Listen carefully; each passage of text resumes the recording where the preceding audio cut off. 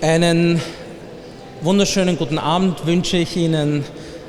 Vielen, vielen Dank fürs Kommen. Mein Name ist Martin Pollack, ich habe die Ehre und Freude, dem Wien-Museum vorzustehen, und es ist ein Abend in einer Reihe vieler wunderbarer Abende, die wir gemeinsam begehen mit dem Institut für die Wissenschaften von Menschen. Shalini Randeria ist hier mit mir, Direktorin des Instituts.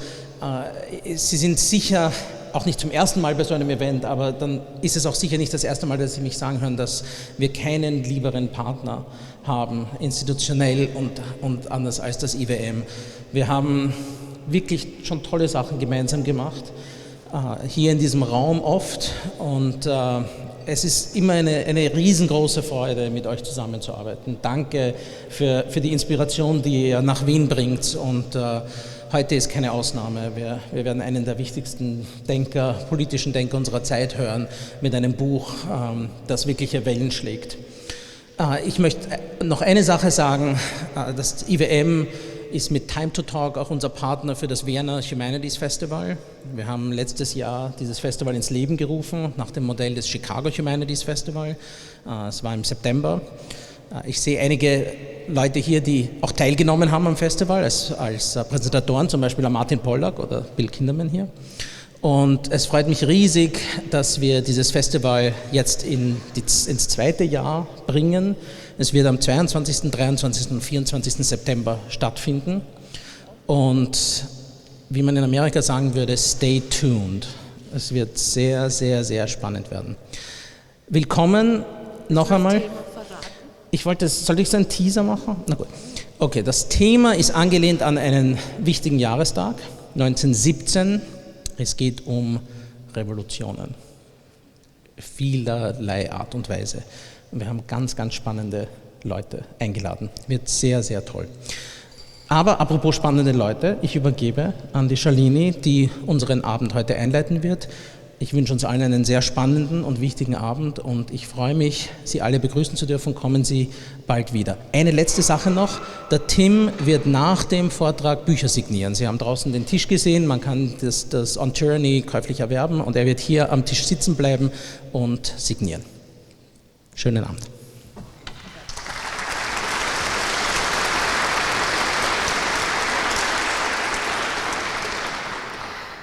Good evening, ladies and gentlemen. It's a great pleasure to welcome you this evening. As Matti Bunzel has just said, this is a new-old cooperation since 2.5 years, and I'm very happy that we are closing this year's academic season, in a sense, for the IWM with Timothy Snyder's book presentation here today. I would like to thank once again the Wien Museum for this wonderful cooperation, especially Matti Bunzel, but tonight I would also like to thank the publishers, the Verlag CH Beck, who published the German translation of Timothy Snyder's book on Tyranny, über Tyranny, and the book is available outside, and Tim would be happy to sign afterwards. It's an honor for me to welcome both Timothy Snyder and Martin Pollack, both of whom have one thing in common, or they have several things in common, but the one thing they have in common is an important award, and that is the Leipzig Award for European Understanding. When I would like to maybe say one word about the screens to my right and left, and then I would like to introduce both our speakers for tonight, and then say something about the book briefly. When Tim's book was launched in the UK, it was reproduced chapter by chapter in a series of 20 eye-catching posters, which you are seeing here to my right and left on the two screens. They're designed by vintage creative director Susanna Dean and her team with students at Kingston University. And they were pasted in London on Leonard Street. They attracted a great deal of attention. Unfortunately, we couldn't do a street action in Vienna, which I would have liked to have done, so we brought the posters to you here on the screens. And then, of course, Tim is going to say something about the background to those posters. Let me first start by introducing Martin Pollack. Actually, both our guests need no introduction, but by a way of welcome, I think I should say a few words about both of them. Martin Pollack is a renowned journalist, author, and translator of Polish literature who has received numerous prizes and awards for his work, including, as I said, the Leipziger Buchpreis für europäische Verständigung, for his novel Kaiser von Amerika, Die große Flucht aus Galizien. He's an expert on the history of Central and Eastern Europe, another passion he shares with Tim Snyder, and he was foreign correspondent of Der Spiegel in Vienna and in Warsaw between 1987 and 1998. His latest book is the one which was published last year in Residenzverlag, Topographie der Erinnerungen. It addresses the theme of history and memory, something which Tim does in the new book as well. Tim Snyder just really needs no introduction to a Viennese audience. For the IWM, it is wonderful that he's back in town. He's permanent fellow at the Institut für die Wissenschaften von Menschen.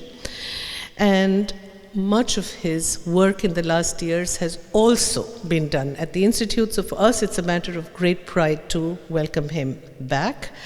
He's well known not only as a historian of Eastern and Central Europe, of totalitarianism and the Holocaust, but in the last years, both with Bloodlands and Black Earth, the two volumes which have also been partly composed at the IWM, Tim has become one of the most well-known public intellectuals internationally. At the IWM, he directs the United Europe Divided Memory Project, which examines the possible formulation of a post-war transnational European history.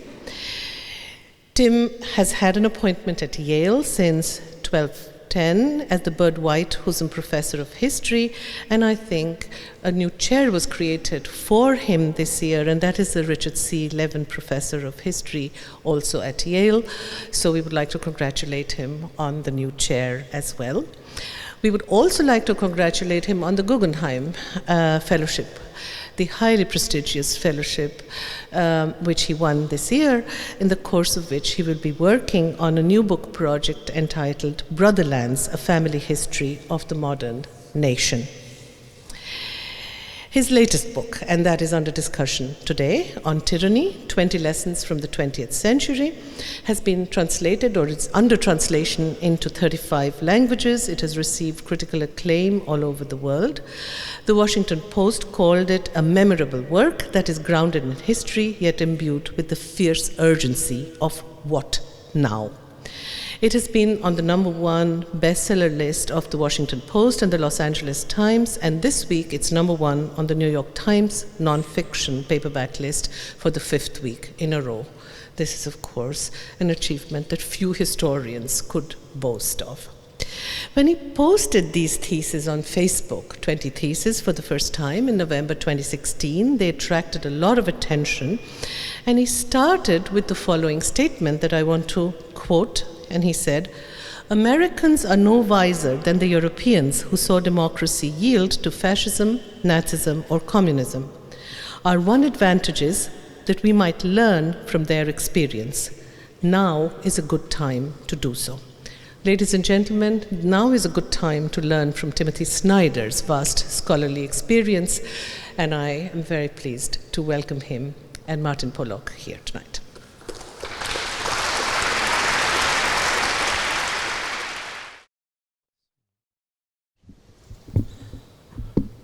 Thank you very much, Shalini and Matti, for the warm welcome. Thank you very much to all of you for coming out and joining Martin and me in this discussion.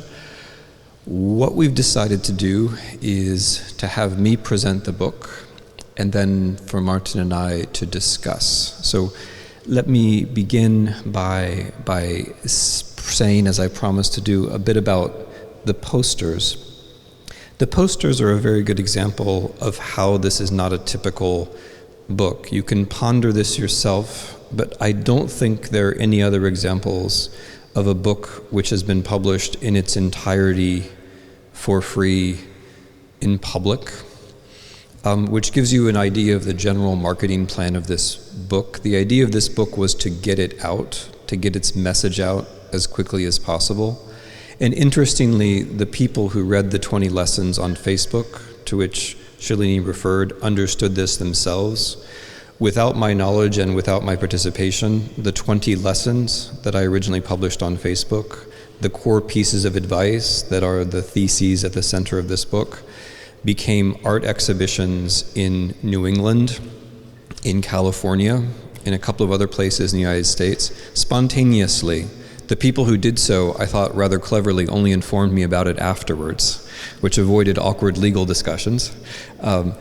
And then in addition to those spontaneous exhibitions, in Brazil, right now, there's an exhibition of the 20 lessons, the entire book in Brazilian Portuguese, which because of the law in Brazil cannot be posted publicly and therefore are posted inside.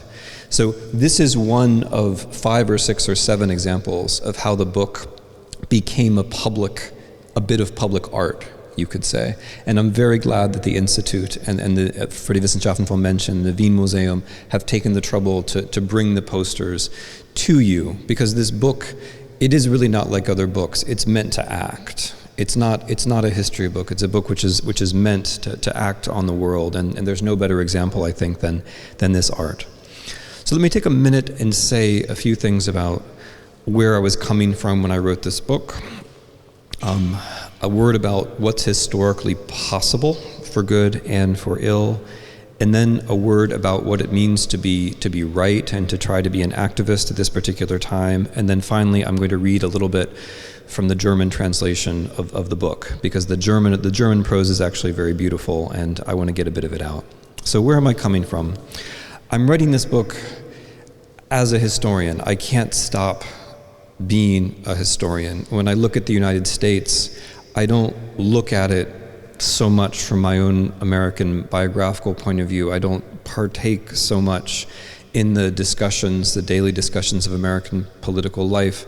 I look at the U.S. from the side. I look at the U.S. from Europe. I look at the U.S. from the middle of the 20th century. The things that I recognize are often a bit different from what other people recognize, because that's the optic, that's the point of view that I have. And it may mean that I overlook certain things, but it may mean also that I see certain things. Now, I'm a historian of the darker parts of European life. If I were a historian of European football or a historian of European, let's say, Cubism, I might notice things differently. But because I'm a historian of the middle of the century, and in particular of Stalinism and National Socialism, the things that I notice tend to be about the way that life can rapidly change. And I should say that it's time spent here in Austria over the last 20 years that was one of the sources of all of this. Now, I feel like I'm competing with these posters now, right? I'm competing with them. Yeah, so it goes. So multitasking is actually impossible. You know that, right? That's one of the lessons of the book. Especially if you're a man, but actually for women smile. Multitasking is impossible. So either look at me or at the posters. I don't mind which one. It's all the same. But you have to choose because your brain can't actually do them both. Okay. So living in Vienna, I learned a little bit about the history of Austria, and here, of course, Martin Pollack is an excellent guide. His book Der Tote im Bunker is one on a European scale, one of the most reflective pieces of history about National Socialism. But in general, one cannot live in Vienna for very long without thinking about March 1938 and the way that people rapidly changed, the way that people who were not National Socialists before March 1938 rapidly changed. And if one goes a bit deeper into the history of Austria, and if one considers oneself to be on the left, one cannot go very long without thinking of the failure of the left in 1934, or indeed the failure of the left in 1927. Austria is the textbook case of how a right that commands an electoral minority but is slightly better organized and self-confident can overcome a left that commands an electoral majority, which of course is the basic situation in the United States right now. So one cannot help but think a bit about Austria. And as I say, Martin Pollack has helped me over the years to do that. So I'm writing as a historian. I'm also writing as someone who owes a lot to his teachers. So What's the lesson of the history, the basic lesson of the history, is that it can happen. It's a very simple thing, right? If it happened, that means it can happen. And that's a lesson that Americans need to, in my opinion, have. What I learned from the teachers, and this is also very simple, is that it happens to people like us. So if I can learn from people, and then if what I learn from people I can pass on to Americans, that means that we're all people like us. So my teachers, as it happens, were people who lived through communism, and then as I came to know them better, I came to understand what they had experienced under Nazi occupation as well. So Leszek Kolakowski, the great philosopher and historian who's the author of the epigraph at the beginning of the book, my doctoral examiner, was expelled from Poland in 1968. But when I became friends with Leszek Kolakowski, he often talked to me about the German occupation. And in particular, an obsession of his was how people who were Polish before the war became Volksdeutsch during the war, how people change with circumstances. My doctoral supervisor was a Polish historian called Jerzy Jedlicki, who was known for the fact that in the 1980s, under communism in Poland, he led part of the Open University, the so-called Flying University. He was also interned under martial law in the early 1980s in Poland. That's something that everyone knew.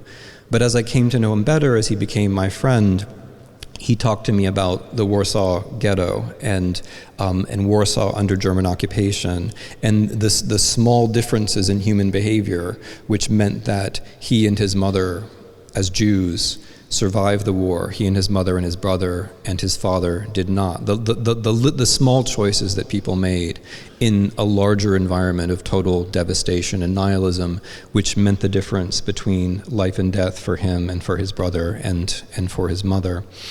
I was also in this book. So it can happen, and it happens to people like us. These are the very simple lessons. Another lesson I have from I'll call them my students. I mean, people younger than me. So I learned from my elders, largely Eastern and Central Europeans who taught me. I'm not as old as you think I am, but I'm old enough. My wife smiled at that joke. I'm not as old as you think I am, but I'm old enough to now have a kind of generation of students, of young people. And if we think of students, or if we think of young people who were born around 1989 in Eastern Europe, what has their life experience been like? In 1989, we in the West declared an end to history. We declared that history was over. Margaret Thatcher famously declared that there was no alternative to liberal democracy. But if you're from Russia or Ukraine, or for that matter, Hungary or Poland, it's quite clear that there are alternatives, that liberal democracy is not inevitable. The life experience of interesting, promising, fascinating people from that part of the world has not been one of the absence of history or the inevitability of democracy. If anything, it's been one of democracy receding away from them, and also, therefore, of their learning how to defend things that they value, the rule of law, for example. And therefore, much of this book comes from my learning from people younger than me, which I think is always a healthy exercise if one can manage it. A great deal of what is in this book is the wisdom of people in their 20s and 30s who have been through things. So when it clicks back around, for example, to lesson 13, which is practice corporeal politics, that comes from a young man who's been a guest here in Vienna of the Institute, Vasil Cherepanin, who in Ukrainian spoke about corporeal politics, about the importance of getting away from the basement, the computer screen, the isolation, and out into the physical world to make a difference.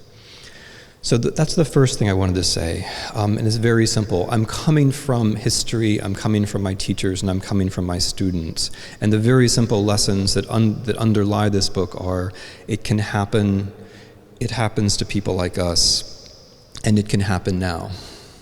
If it's happening to my students, if it's happening to my younger friends, it can happen now. So that brings me to the second question which I wanted to ask, another very simple question, which is, what is possible? If you're a European and you were reading the European press in the year before Mr. Trump was elected President of the United States, you probably came across approximately 0 articles in which the author said that Trump had a chance of winning. You can contradict me later. But my experience of speaking with European journalists all through 2016 was they're asking me to explain how Trump was even possible, and my trying to explain that they had to take him seriously because he might be the next president of the United States of America. And people were literally laughing at me about this all the way through early November 2016. So, and Americans, of course, too, I shouldn't make fun of you, Americans, of course, too, many of us anyway, had the same idea, that Trump simply wasn't possible, that some institution or other would stop him, that there was something unthinkable about his candidacy, but he won. Which raises the larger question of what else is possible. If we were so sure that Donald Trump, President of the United States, was impossible, then what else is possible? Now, I want to ask this question in terms of who was right about Trump, right? So there's an iron law of history. There are very few iron laws of history. I'll share them with you afterwards if you want for a fee. But there are very few iron laws of history. One of the iron laws of history is that nobody remembers correct predictions. No one remembers correct predictions. No, it's true. Because if you predict things correctly when other people are incorrect, they have no incentive to remember that you have done so, right? And if you're the kind of person who predicts things correctly, you're also going to be a very nice person and not remind other people. So, it's interesting. If you correct predictions bring no reward, and incorrect predictions create no cost, right? If they did, the entire American commentariat would have had to commit suicide, but it didn't, right? But the way I want to go into this question of what is possible is by asking for a moment, who did predict that Trump would be president of the United States, or who had the idea that it might be possible? And in my own little world, there were three kinds of groups. There were people who worked on totalitarianism, historians of fascism or historians of communism who recognized something in the political style of Mr. Trump. There were the historians who recognized something about Mr. Trump, and the third group, which overlaps a bit with the others, were the East Europeans, especially the East European left, people who had seen very recently this style. So let me tell you a story about Ohio, which is where I'm from. I like stories about Ohio. So imagine that you're in Ohio, and it's let's see, what month is it? October? Is it October? It's October, I think. You can correct me, Marcy. It's October of 2016, and you're in a Mexican restaurant in Wilmington, Ohio. What is Wilmington, Ohio? Wilmington, Ohio is part of our Donbass, okay?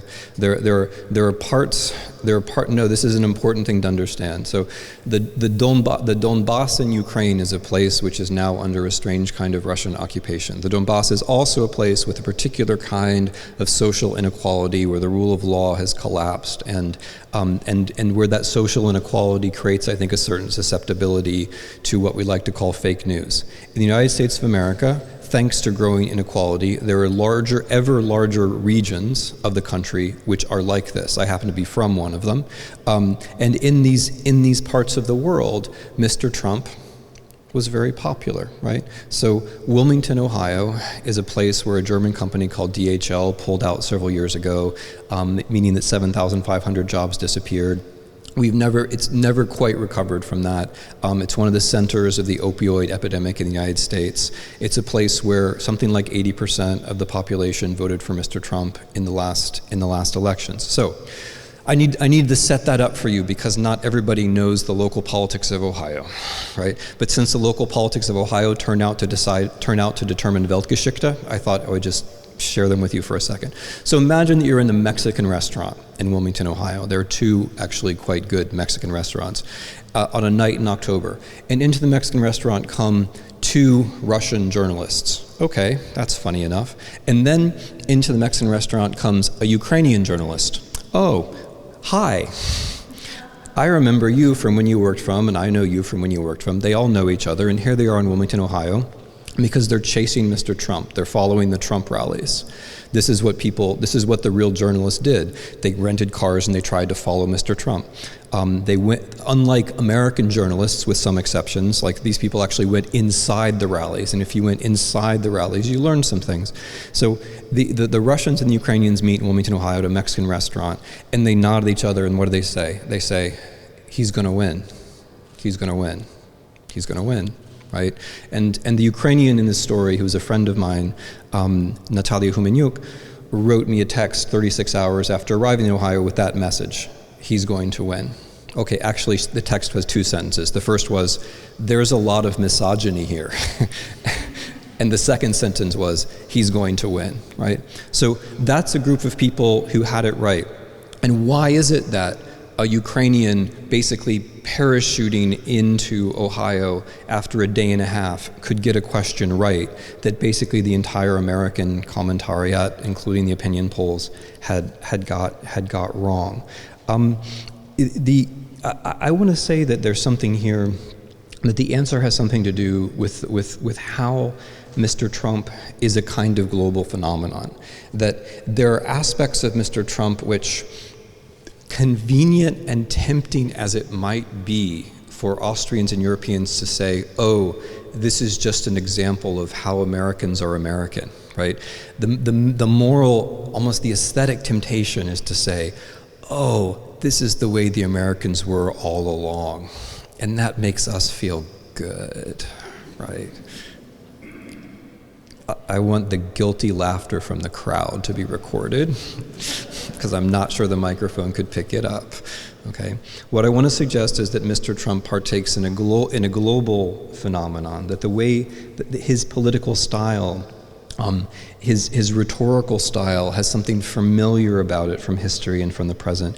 His opposition to globalization, the way that he puts a face on globalization, which is characteristic of European populists now, but also characteristic of European fascists in the 1920s and 1930s, that there's something familiar about that. But that above all, and I think the most noteworthy thing about Mr. Trump, is his opposition, his straightforward, unrelenting, absolute, and pitiless opposition to, let's call it, the Enlightenment. His straightforward, unrelenting, pitiless opposition to the idea of truth as such, which takes the conventional form of attacks on journalists, referring to journalists as enemies of the people, which is a nice Stalinist quote citation, by the way, but it also takes the form of filling up the public sphere with as much dishonesty as possible. So in 2016, when I wrote this book, because remember, I wrote this book more than half a year ago, and so if it actually bears any resemblance to succeeding events, that would suggest that history is useful in understanding the present, right? I'm standing in front of you talking about a book that I wrote before Mr. Trump was inaugurated, let alone before anything happened. More than 78% of the factual claims he made were false. Now that's hard. You have to try to lie 78% of the time. In fact, the figure is so high that it suggests that when he told the truth, it was probably accidental. Right? No, I mean, it's funny, but I think that's actually, I think what he said happened to overlap. I think it was probably an accident. Because I don't think his lying, and this is where it gets serious, is a character trait. I think it's an element of a political style which is pretty familiar to people who come from Russia, or for that matter, Ukraine, where you first fill up the public sphere with lying. You lie all the time, and most importantly, you're remorseless about the lying. This is where things get different. When you're caught lying, it's not bad for you. It just you don't mind. You're not held to a standard. Then, once you're in power, you say, it's not me who lies, it's the investigative reporters who lie. That's stage 2. It's not me, it's the Washington Post that lies, it's the New York Times that lies, it's the Guardian that lies. And you always choose as your targets the people who actually carry out investigations, the people who actually do empirical work. And then in the third stage, if you win, in the third stage, everyone looks around and says, what is truth anyway? Who knows? And at that point, you've achieved demobilization of possible resistance. You haven't achieved a 20th century style ideological victory where people believe in something, but you have done what 20th century totalitarians tried to do, which is to disassemble any common ability to process what's true and what's false, which means that it's very hard. It's very hard to resist, because if you're going to resist, you have to have some agreement about over what you are resisting or what the state of affairs actually is. And I mean, my own view, I'm sure we'll talk about this later with Martin, my own view is that this style of politics usually it requires as much fascism as it requires. So there will be as much right-wing radicalism here as is necessary to mobilize the people that you want to mobilize while you demobilize everyone else. So this is the way that this kind of system works. And you could ask yourself, is this possible? Well, it's possible. It's possible in Russia. It turned out not to be possible in Ukraine. Is it possible in the United States? Maybe we're further along down this track than one might expect. There are, I used the metaphor of Donbass earlier. That's probably not a familiar metaphor to everyone, but there are large, let's call them islands in the United States, where the terms of discourse are very different than other parts of the United States, and making the transition, as I try to do myself physically, is hard. Although it can be done.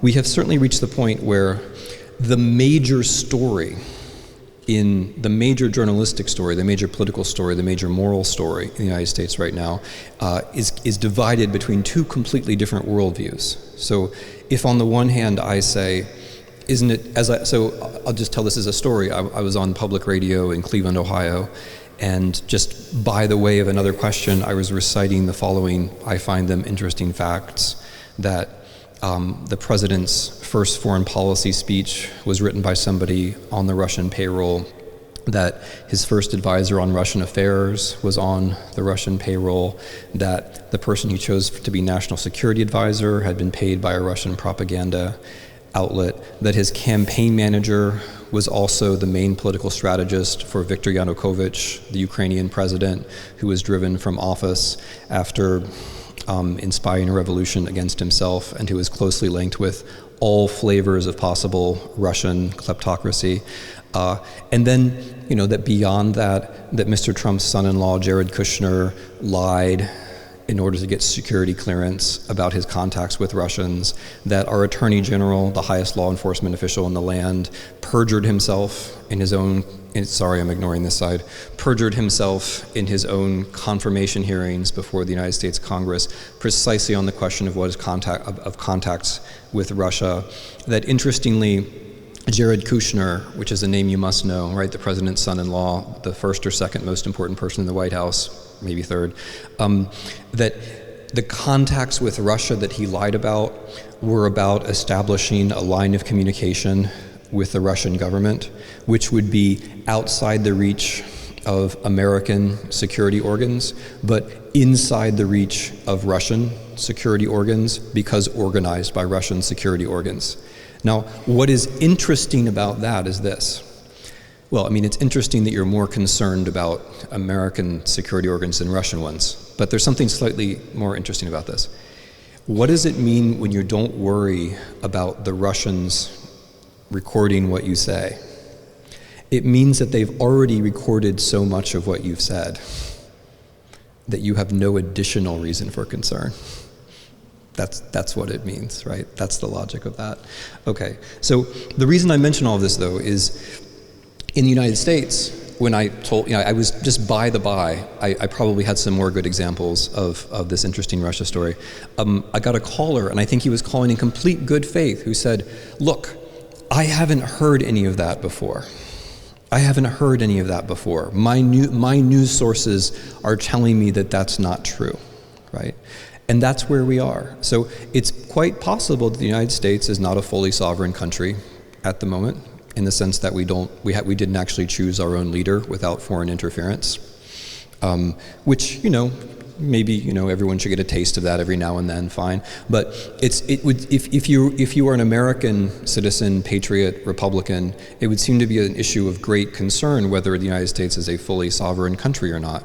And yet we are unable to have a reasonable discussion about this because some people think that there are facts about this, and some people think that it's completely fake news, that it's not actually happening. And insofar as that's the case, I mean, insofar as a discussion of the greatest weight, is America a sovereign country or not, insofar as that discussion can't take place, then it seems that it is possible, or growing ever more possible, that the United States could become a country where this kind of authoritarianism is possible. Okay, I'm going to say a little bit about predictions and being right, and then I'm going to read one of the lessons. So, this book is not a history book, right? Das ist überhaupt kein Sachbuch. Yeah, it's something else. It's a political manifesto, and it came from the sense that I should do something quickly. Right? It came from a kind of distinction, something that I talked about a lot with my friend Tony Judd in a book that he and I wrote together, a distinction between being a historian and taking part in public discussions, where each of them is a legitimate field of activity, but they're different fields of activity, where they have different roles. And so every moment is a good moment to be a historian. I love being a historian. And then there are some moments where it's worthwhile to do something else, right? So this is that something else. But one of the lessons of the history is you have to act quickly, right? So one of the lessons of 1933 and of other European regime changes of the 20th century is that it matters what you do in the first weeks and in the first months. And so I took the risk of writing this book before anything happened because I thought it would help us if we had this wisdom available to us as Mr. Trump came into office, because this is not my wisdom, right? This is the wisdom of Viktor Klemperer and Hannah Arendt and Václav Havel and others who have experienced more than we and are wiser than we, and in a kind of generosity, I think, left this behind for us, which is the last thing that I want to say. So how is history good for us then? How is history good for us? It's good because it helps us to see what's possible. It's good because it helps us to recognize patterns. It's good because it helps us to see a moment, and when you see a moment, then you have to see yourself inside that moment, and therefore bearing a certain amount of responsibility for that moment. But history is also worthwhile and important because it breaks us out of the horizon of the everyday. When we're in a moment, when we're in patterns, where the whole way that we live can change, it's very important to be able to consider this in ways that don't come from that moment itself. It's very easy to be overwhelmed by the bad news. It's very easy to fall into the circles of discussion of the people you happen to know or the things you happen to read. And those things don't offer a way out. And they can leave one feeling anxious and hopeless.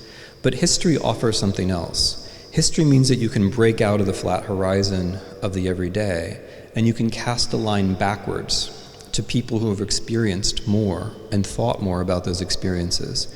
And in that way, it's not just that you can learn from them, it's that you can then understand your own position, not as being in this kind of everyday helplessness, but your own position as coming from a certain past, right?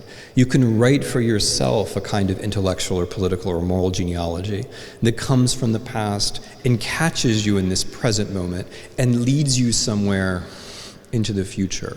You can think your way into what you might be able to do. And that's what the 20 lessons are, what people might be able to do. I'm not going to go through all 20 of them because they've been in front of you for the entire evening, but what I want to do before I'm done is read number 1. I'm going to read it in German, and not just because that's the only copy I have, but because I want to give a certain amount of credit to I want to give credit to Andreas Wertensohn for his beautiful German text, but also because there's something uncanny about the way lesson number 1 comes from the deutschsprachige Raum and then goes through English and comes back to it. So I'm going to read this, and then Martin and I are going to discuss. So, Nummer 1. Leiste keinen vorauseilenden Gehorsam. Einen Großteil seiner Macht erhält der Totalitarismus aus freien Stücken. In Zeiten wie diesen denken Individuen im Voraus darüber nach, was eine repressivere Regierung möglicherweise will, und dienen sich ihr anschließend an, ohne gefragt worden zu sein. Ein Bürger, der sich auf diese Weise anpasst, lehrt die Macht, wie weit sie gehen kann. Okay. And then a little bit about Austria. Anfang 1938 hatte Adolf Hitler seine Macht in Deutschland ausreichend gefestigt und drohte nun damit, das benachbarte Österreich zu annektieren. Nachdem sich der österreichische Kanzler Hitlers Druck gebeugt hatte, war es der vorauseilende Gehorsam der Österreicher, der über das Schicksal des österreichischen Juden entschied. Lokale österreichische Nationalsozialisten schnappten sich Juden und zwangen sie, die Straßen auf Knien zu schrubben und von den Symbolen des unabhängigen Österreichs zu befreien. Entscheidend aber war, Menschen, die keine Nazis waren, sahen diesem Treiben mit Interesse und Belustigung zu. Nazis, die Listen über jüdischen Besitz geführt hatten, raubten, was sie nur konnten. Entscheidend aber war, andere, die keine Nazis waren, machten bei diesem Diebstahl mit. Die Philosophin Hannah Arendt erinnert sich, Zitat, aber als die Deutschen ins Land einmarschierten und die nicht-jüdischen Nachbarn mit Überfällen auf jüdische Wohnungen anfingen, da begannen österreichische Juden Selbstmord zu verüben. Okay, I think that's a good place to stop. Thank you very much.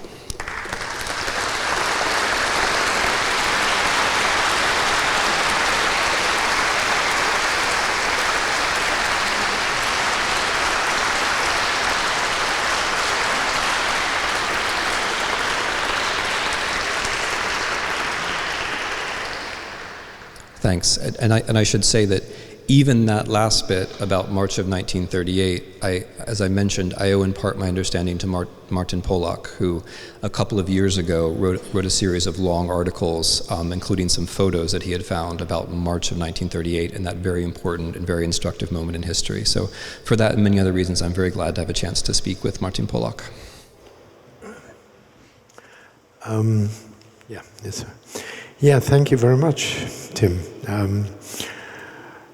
Well, I actually want to start with this moment with March 1938, as you mentioned this now, I think twice already.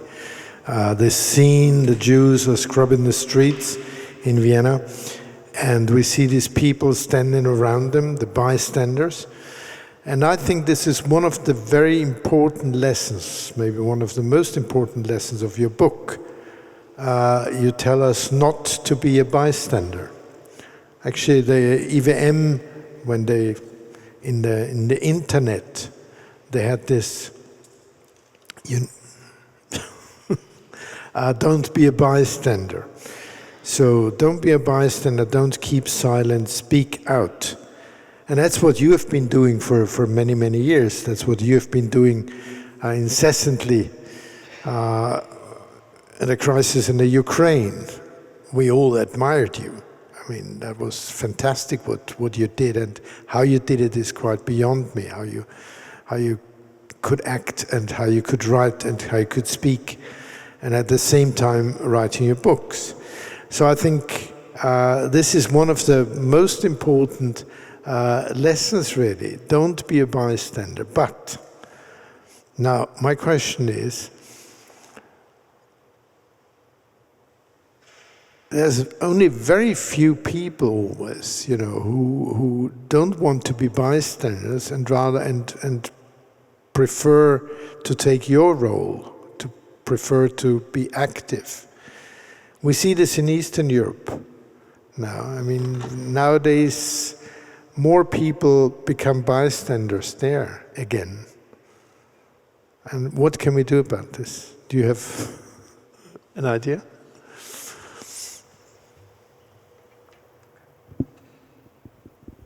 Okay, the temptation was to reach for the glass of wine, but I realized I had to reach for the microphone. So let me begin by drawing out a couple of things that I think are important about the word bystander, about this concept. There are reasons why that first lesson about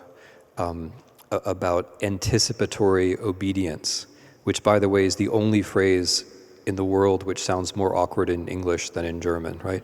And that phrase about anticipatory obedience is first. It's first because if you can't manage the advanced disobedience, then you can't manage anything else. Then you're lost. The timing is very, very important. If you don't, at the very beginning, decide this is not normal, then you will normalize it for yourself, right? Innerlich, geistlich, seelisch. And when you normalize it for yourself, then you are no longer the person who could have done something about it. And it's also very important in terms of time. In this, I'm starting to answer your question a bit.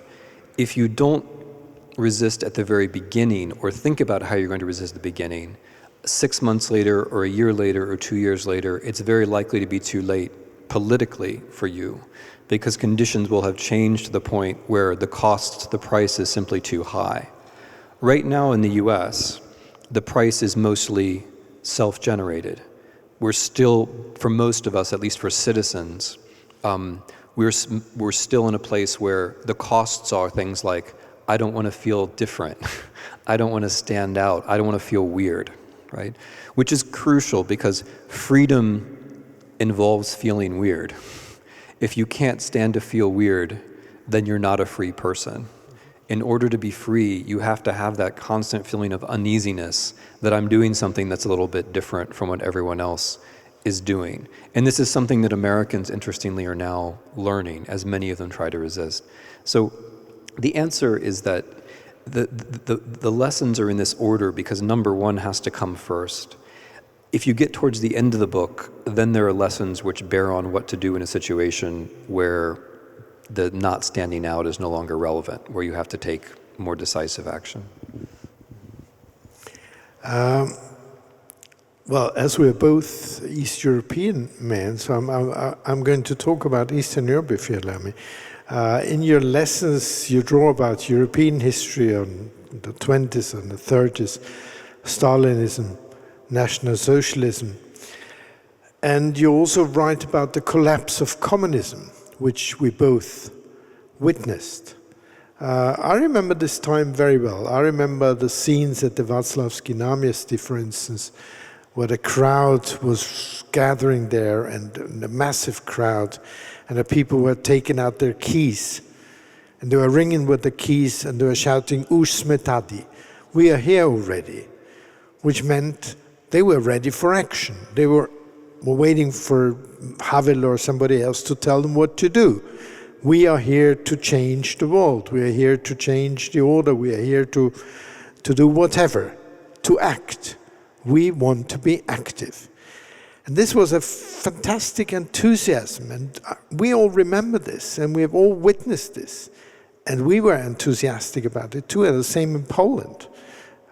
Solidarność, same spirit.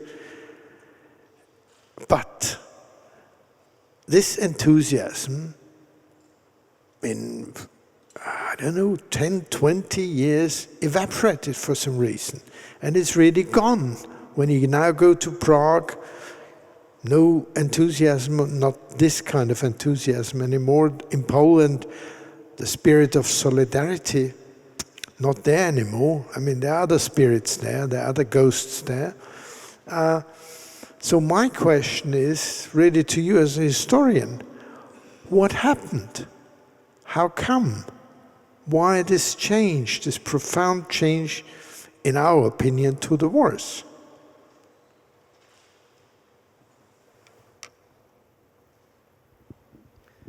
So, I mean, as a historian, my response is, give me another 45 years.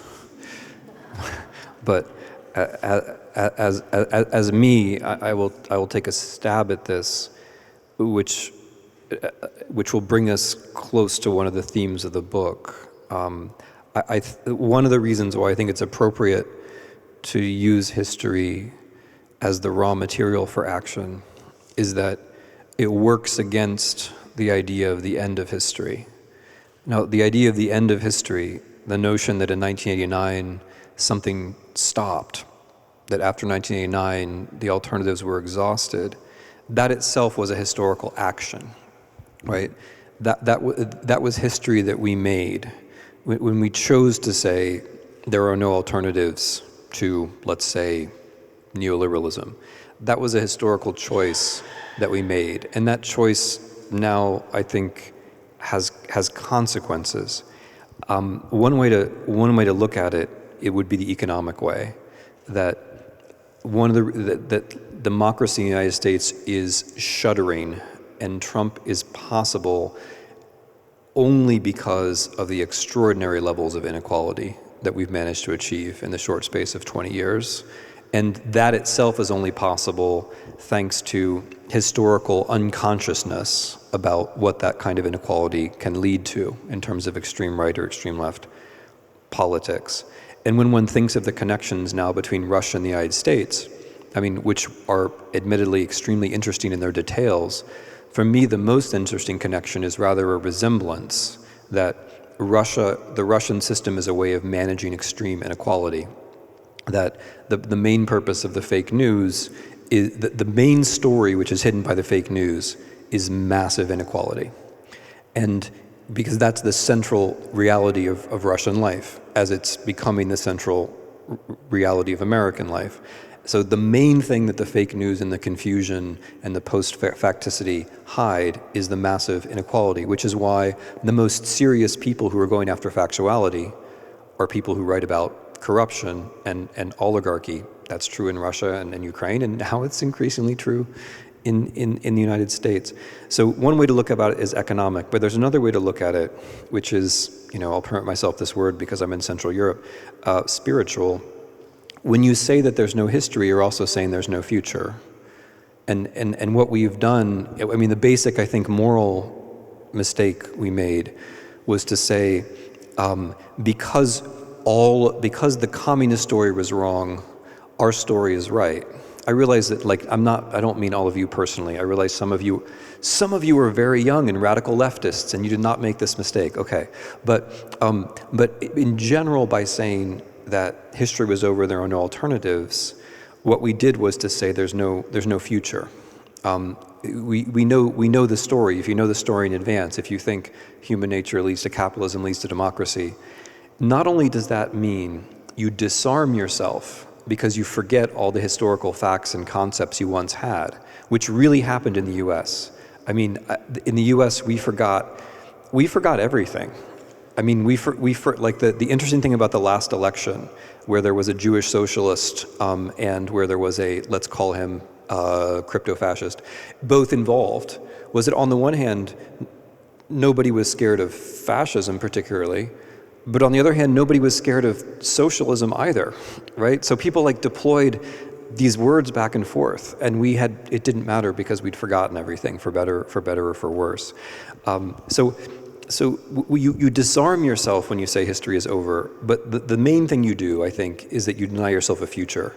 Because if people then say, well, this story about how everything is getting better in democracy and yada yada isn't satisfying or isn't interesting or maybe even isn't true, then there's nothing left. You've cleared the table. You've cleared the table. And so when you look at Mr. Trump's success, what future does he promise? None. Because the future has been removed from discussion. What he promises is a slightly better past, right? He promises a past that's better than the past actually was. Okay. And if you look at Brexit and Marine Le Pen, it's not so different actually. There's not actually a clear vision of the future there. And so when you clear the future away, what happens is that if you're a liberal or a centrist or a Democrat, you get beaten by people who come at you with the past. Because you don't have a future. All you have is a story about how things in the present are okay. All right. But if people then come and say, hey, let's make the past better, you lose elections to them, or you might lose elections to them. So I think that's a bit what's happened. That it's not just that, I mean, the obvious answer is that people don't remember even communism if they're under 40 in Poland. You know, a Spaniard or someone in Portugal doesn't remember right-wing authoritarianism if they're under 40, 50. That's an easy answer. But I think the truer answer is that we cleared away the future, and that means that populism can come in. It can take over the timescape. It's the only version of time that people really have. You know, coming again about Poland, my friends in Poland now, I mean, they're about my age, you know, and they say, Martin, what's happening here? I mean, we are back on the street again, you know, and we shouldn't do this. It should be the young generation. They should be doing it, but they don't. Mostly they don't. They're not. They couldn't care, you know. And I was talking to somebody, and they said, well, the young people, they believe that democracy, it's with the water from a tap. You know, you open the tap and the water is flowing. And you don't mind, you don't care where the water is coming from. I mean, it's always there, you know. Well, the older generation, our generation, we know that this is not true. I mean, I remember situations in the Ukraine when you open the tap, no water coming. I also remember this in Poland, you know, no water coming, okay? So the same thing with democracy. One of your lessons, I think, is one of the important lessons of your book is that we have to fight for democracy every day, every single day, and we have to fight now. And this is what my friends in Poland, that's why they were so enthusiastic about your book. And they thought it's a book about Poland. They were sure that Tim was writing this book only for Polish usage, and they said, okay, yeah, America, but I mean, it really is a Polish book. To jest jednak charakterystyczne. Yeah, of course. But it is true. I mean, it is a book for Poles. It's a book for Czechs. It's a book for Slovaks, for Hungarians. Wouldn't you agree? Well, for me, that's one of the uncanny aspects of the book, is that I'm trying to take things that I think I learned, in part from Poles and Czechs and Germans and Russians and others, and bring them to America.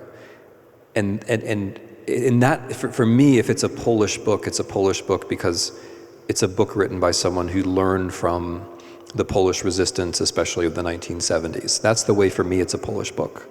It was strange to me that the 20 lessons were published in the main Polish newspaper, and then in Hungary and Ukraine and Russia and everywhere else within a few days. I didn't expect that, because I thought of myself as being the person who is delivering a certain amount of experience from Eastern Europe to America. But it's telling, I think it's telling of the fact that we're all in this together.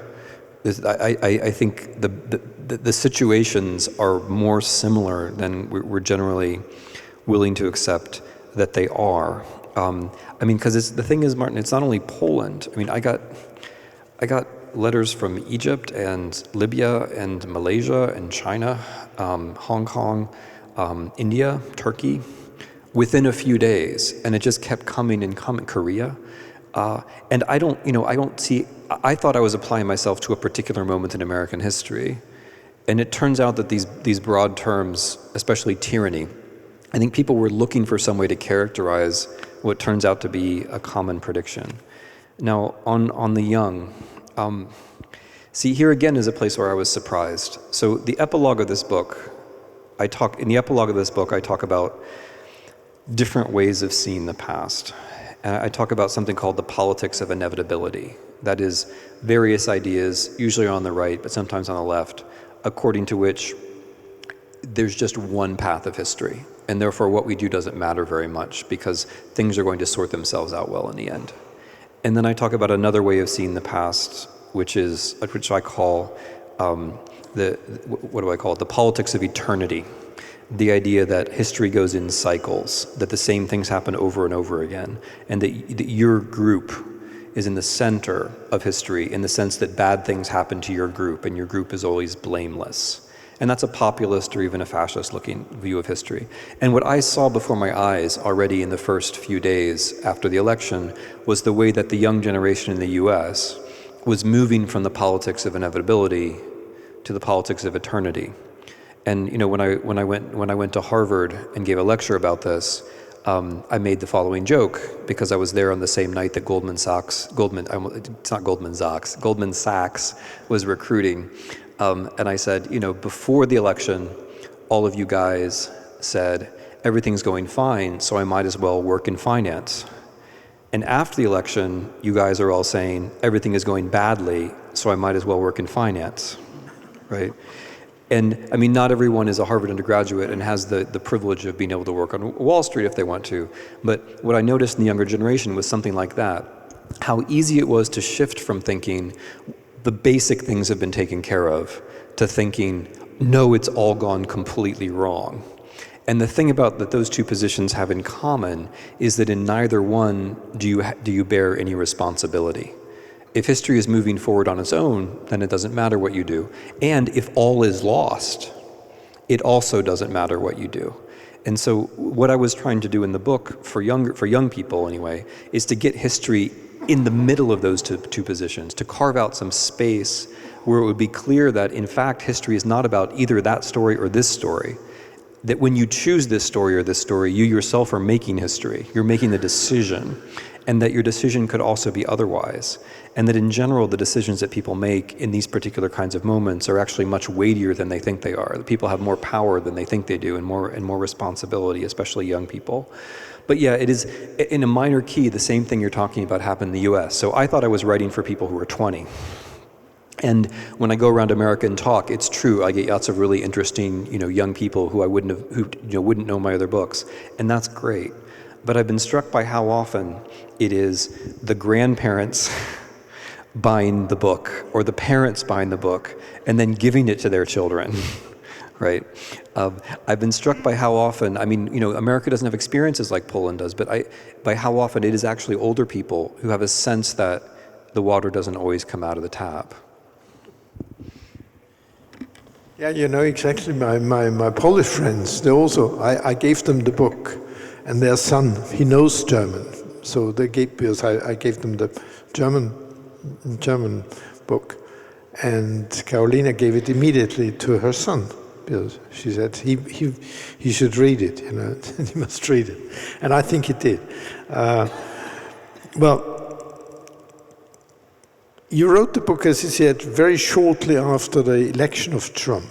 It was we could call it a very spontaneous reaction. It was first, I think you posted it on Facebook. I saw the post, or not the post, I'm not on Facebook, but I saw it, I think, in November in Gazeta Wyborcza.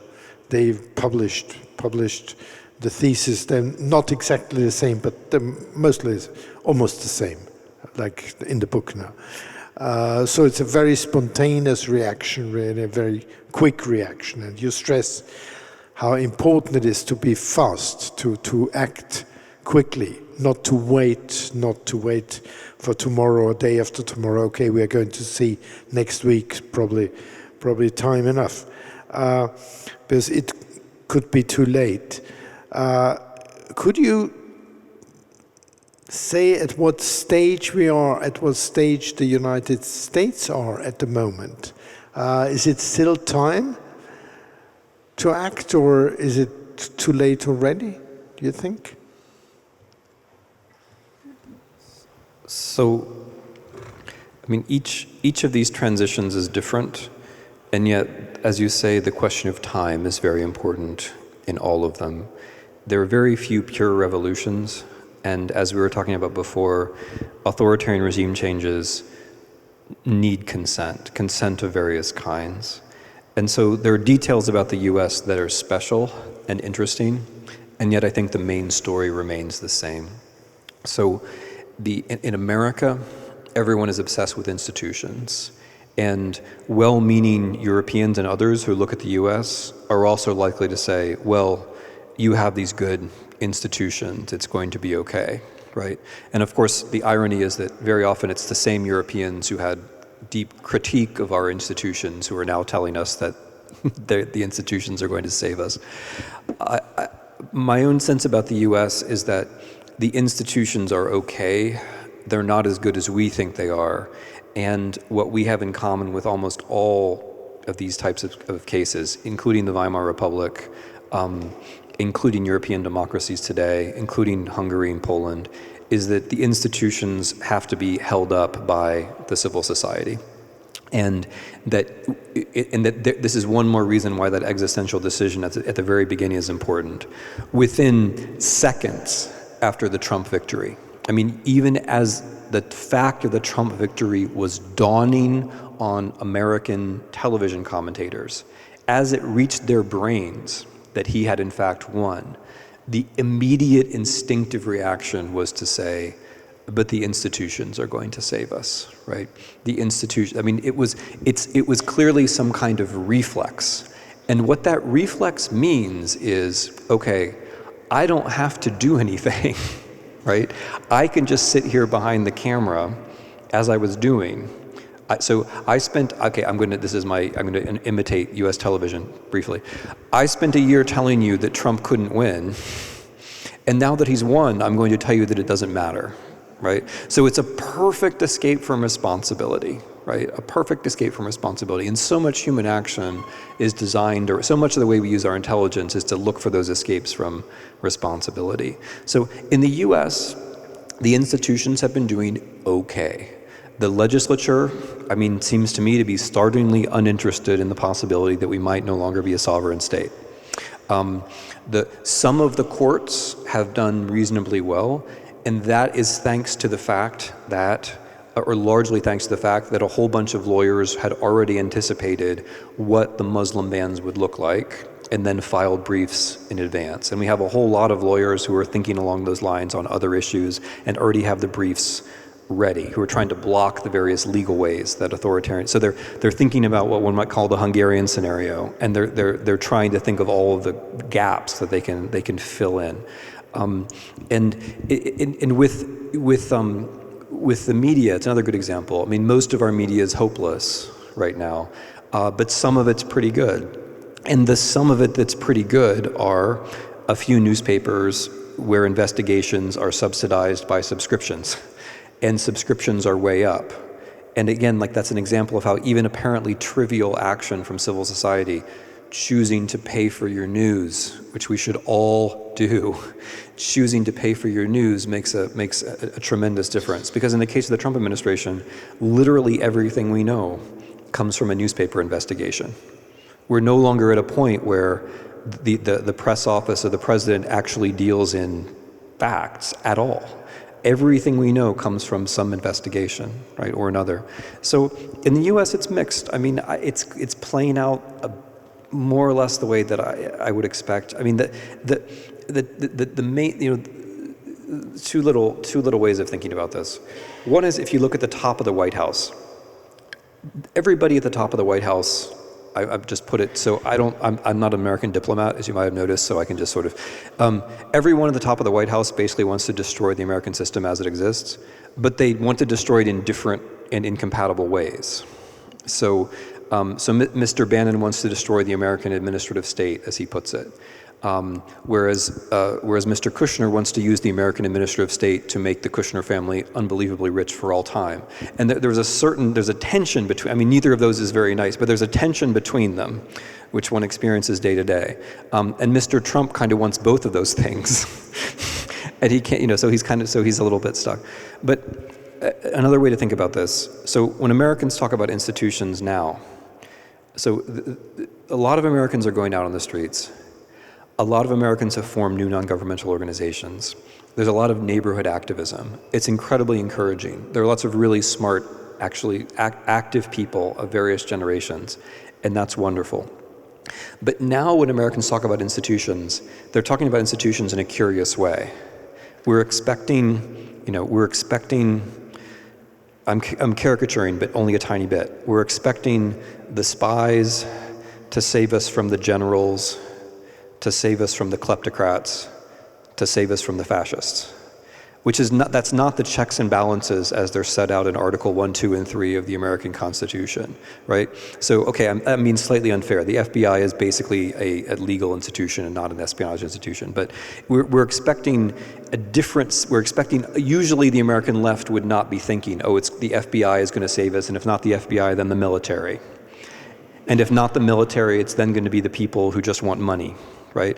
And that's kind of where the American left is, you know. So the ones who are not actually activists, right? If the institutions that seem to have a chance are precisely like the FBI and the military. And if not the FBI and the military, then you say, well, the fact that Kushner wants to make lots of money is going to hold back Bannon from being a fascist. Those are institutions, those are checks and balances, but they're not the ones that we would have boasted about a year ago. Yeah, you're stressing the importance of institutions, and you're telling us that we have to defend them. Is that so? Each of us. Yeah. And every day. Yeah. I mean, that's the thing. Like, it's so simple and so important. In these times, we have more, like, in a normal democratic situation, we have a certain amount of authority, power, agency. And then after an authoritarian regime change, we have a certain amount of authority, power, agency. It's a lot less. But the curve is like this. Like, this is a normal democratic situation. This is the transition. And then this is the authoritarian consolidation. So at this moment, when the transition is going on, the actions of each individual actually count much, much, much more than they did beforehand. And so when we say the institutions will save us, or as Americans like to say this, and every time they say this, it takes a year off my life, it can't happen here. When you say the institutions, or it can't happen here, what you're doing is you're wasting the power that you have right here. And before you know it, you're down here and you can't do anything. And in some deep, dark, passive, psychological part of you, that's what you want.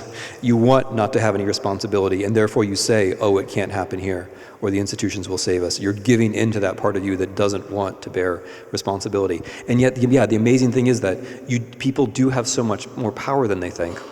So all of those people calling their congressmen make a difference. All those people subscribing to newspapers make a difference. The fact that the Women's March was the largest march in the history of the United States of America clearly made a difference. The lawyers are making a difference. The journalists are making a difference. And they're making a difference not only in terms of slowing the whole thing down and confusing it quite a lot, they're also making a difference in rebuilding that thing which, you know, our friends the dissidents would have called civil society.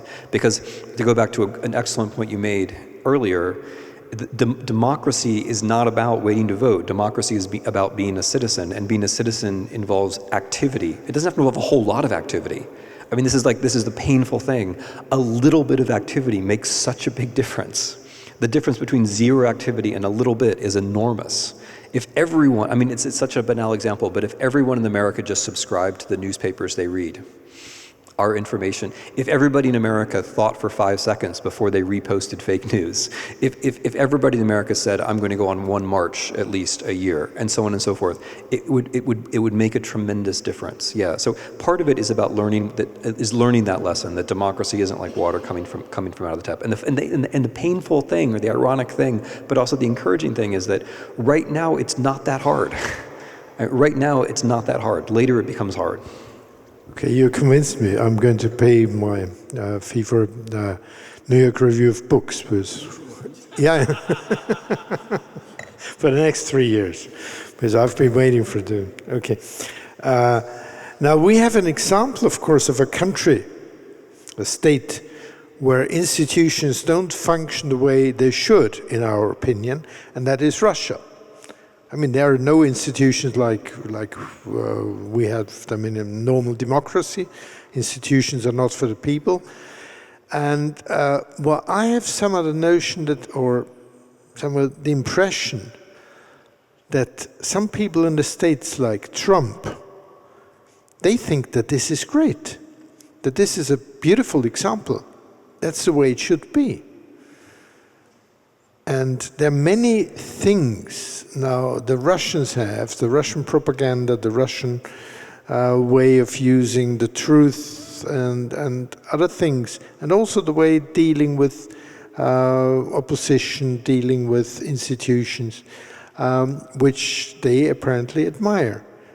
Do you think that's right? Is this maybe one of the dangers behind Mr. Trump? So I'm going to take this question two different ways. I'm going to look at it from a Russian point of view, and then I'm going to look at it from an American point of view. It seems very important that Americans and Europeans look at Russia and give Russian leaders credit for drawing certain strategic and tactical conclusions from what they see as their own geopolitical position. They see their own geopolitical position in the following way. We have a small economy which is not likely to grow any larger. We have proven that we are incapable of carrying out the kinds of reform which leads to a rule of law state, which would allow some kind of partnership with Europe or with the West more generally. And we face a certain amount of domestic opposition. What do you do in that situation? I mean, if you were a very, very, very good person, you might, sponsor civil society, or you might have free elections. The choice that the Russian leaders have made, and it's a very intelligent one, although for us a very consequential one, is to say, rather than trying to catch up with the West, we are going to make the West look more like us. And that's a plausible decision because destruction is easier than creation, right? It's easier for me to lift up this glass of wine than it is for me to lift up the microphone. It's always easier to break things than it is to make things. And it's plausible tactically because the main instruments which they've chosen to employ are cheap. So an American F-35, an American fighter plane, costs close to $1 billion. It costs more than the entire Russian budget for information warfare, right? And which would you rather have? I mean, if you were trying to change the world, which changed the world more in 2016? Russian information warfare or one American fighter plane, right? They got their guy elected. They changed the world. All those planes on all those aircraft carriers didn't make a difference. So they've taken a weak strategic position and they've transformed it into the initiative. Now, it's an initiative which can only lead to a dead end. Nothing good can eventually result from this from Russia. In the long term, it's a bad thing for Russia to break up the European Union, to break up the transatlantic relationship. But in the short term, it makes the Russian system possible because the Russian system, the way the Russian system works, and now I'm going to look at this from an American point of view, or Mr. Trump's point of view, the way the Russian system works is that it manages inequality. It manages inequality. And if you're at the top of the Russian kleptocratic pyramid, if you're Mr. Putin or one of his associates, that is your day-to-day problem. How do you make kleptocracy look normal? How do you manage dramatic inequality? And the answers are things that Mr. Trump likes. And here I do take him at his word. So Mr. Trump likes terror management. So one of the things the Russian regime does is that it generates or exploits terrorism as a way to consolidate, as a way to centralize power and as a way to consolidate authoritarian rule. Mr. Trump says he likes the Russian way of dealing with terrorism. I actually believe him when he says that. Another thing which Russia has pioneered, and we don't have to talk about it more because I already mentioned it, is the information management. That you use the major media in order to create a kind of alternative reality, which makes a certain kind of sense. And here's the beautiful thing, even if people end up not believing it proposition by proposition, they think, well, our news is fake news, but everybody else's news is also fake news. And at the end of the day, we prefer our lies to their lies. And in that way, in a post-factual world, nationalism turns out to be possible. And Mr. Trump clearly likes that. Mr. Bannon has said that he likes that. One of the things that I expect Mr. Bannon to do, if he's still in office long enough to do it, is to found the American equivalent of RT. That is to say, an official propaganda channel, which will then rival Fox and Breitbart in the fake news production in the United States. And then another thing that Mr. Trump likes, and here he hasn't said so, but what he does is, I think, unmistakable. It's the rhetoric. So when there's a protest, if you're Mr. Putin, what do you say? You say, who paid them? Someone had to pay them, right? It's not only Mr. Putin, I know there are other, but this is what Mr. I mean, and the President of the United States of America also says this. He says, so when I was one of the speakers at one of the protests, and I was like at the front carrying the banner and so on, which is something I never expected to be doing in my life. And then I was talking to ABC News, and they said, "What is Mr. Trump going to say about this protest?" And I said, "He's going to say we were all paid." He said we were all paid, because that is what you do. So, the core issue is the inequality management. And if you're Mr. Trump, Mr. Trump's main this is the thing which is so painful if you're an American about all this, or one of the things, is that Mr. Trump's highest ambition is to be a second-tier Russian oligarch, right? That is his highest ambition. It's not even to be a major Russian oligarch. It's not to be Putin. It's to be liked by Putin, right? That's his highest ambition. That's what's so painful about all this. But if your ambition is to be a second-tier Russian oligarch, then the inequality management is crucial.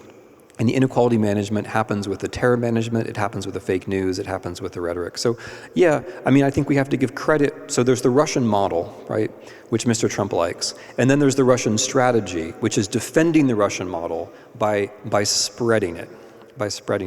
And, that was pretty impressive.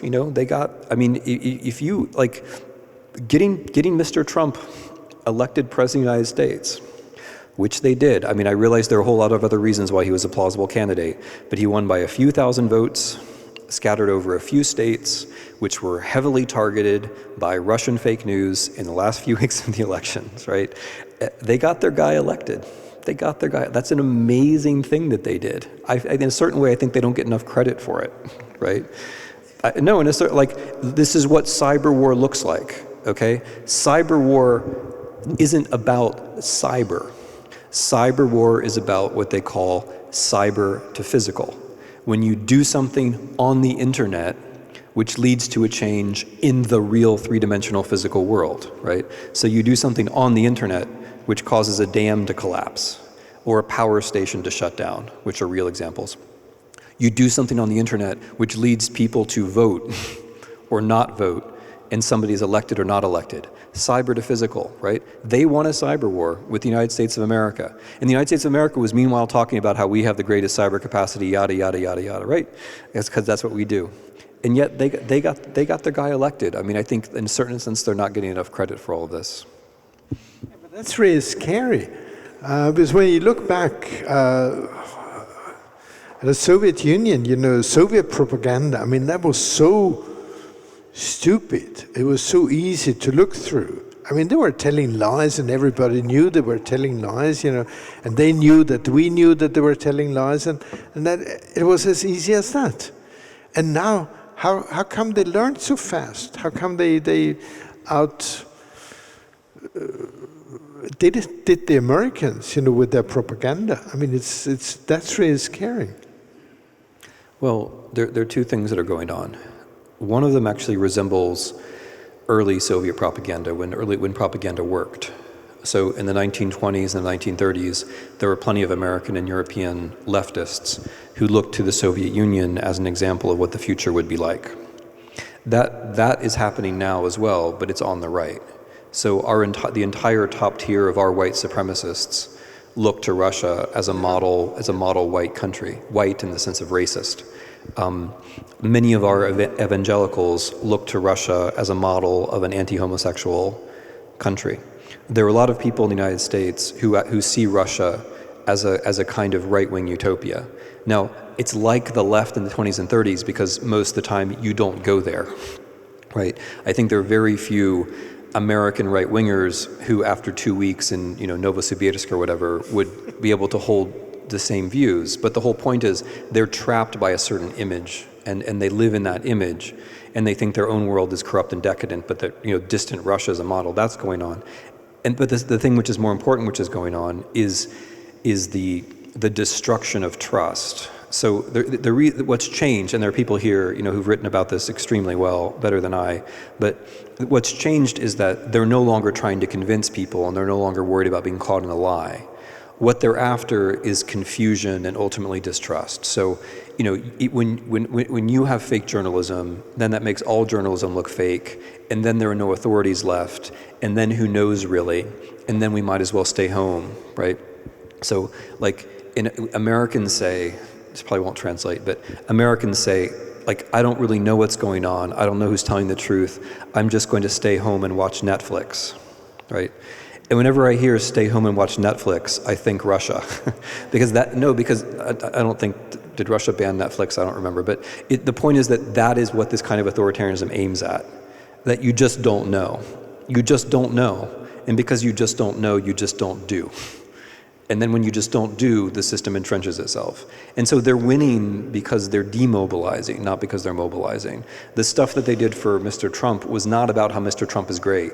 The stuff they did for Mr. Trump was about how you really, like, there's something not likable about Hillary Clinton. It's all demobilizing. It's all getting us atomized and scared. So that's why your lesson on truth is so important, that we have to believe and the real truth, not the post-truth, and what you write in your lesson number 10, believe in truth, to abandon facts is to abandon freedom.